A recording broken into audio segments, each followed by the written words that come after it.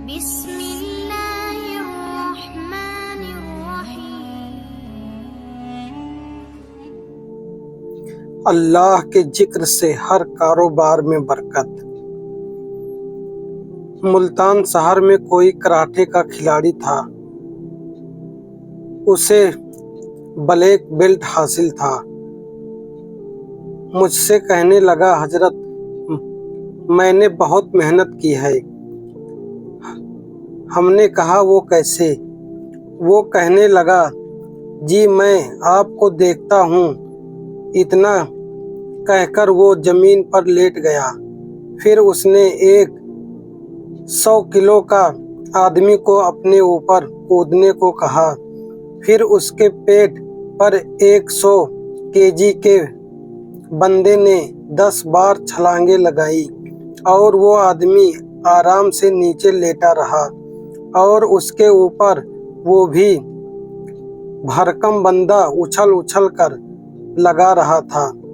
پھر وہ مجھ سے کہنے لگا کہ حضرت میں یہ بھی کر سکتا ہوں اور ایسا بھی کر سکتا ہوں اور ویسا بھی کر سکتا ہوں۔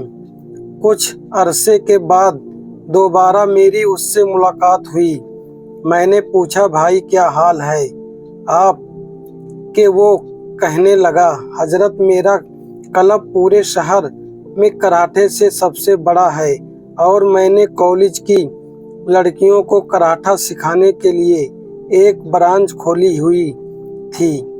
کلب کھلنے کے بعد میں ایک بار وہاں گیا تو میں نے وہاں کی حالت دیکھی تو مجھے سب عجیب لگتا تو میں نے اس برانچ کو بالکل بند کر دیا۔ یہ پہلی بات ہوئی۔ دوسری بات کہ میں نے اپنے بچوں کو سمجھایا کہ بھائی ہم ایک دوسرے پر اٹیک کرتے ہیں اور زبان سے ایک بے معنی سا لفظ نکالتے ہیں تو اس کے بجائے ہم اللہ کا لفظ کیوں نہ نکالیں؟ انہوں نے کہا ٹھیک ہے۔ میں نے کہا کہ تمہیں اب فائٹ کرنی ہو یا اٹیک کرنا ہو، سب اللہ کے لفظ سے اٹیک کرنا۔ کہنے لگا، جب ہم نے اللہ اللہ سے اٹیک کرنا شروع کیا تو باہر سے گزرنے والے لوگ سمجھنے لگے کہ اندر کوئی محفل ذکر ہو رہی ہے۔ لوگ دروازے پر جمع ہو کر کہنے لگے کہ ہم بھی محفل ذکر میں آنا چاہتے ہیں۔ جب وہ اندر آئے تو آپ کو پتہ چلا کہ جناب یہاں تو کراٹے سکھائے جاتے ہیں۔ بیوی تو بہت پریشان تھی کہ لڑکیوں کی کلاس بند ہو گئی، اب آدمی کم ہو جائیں گی۔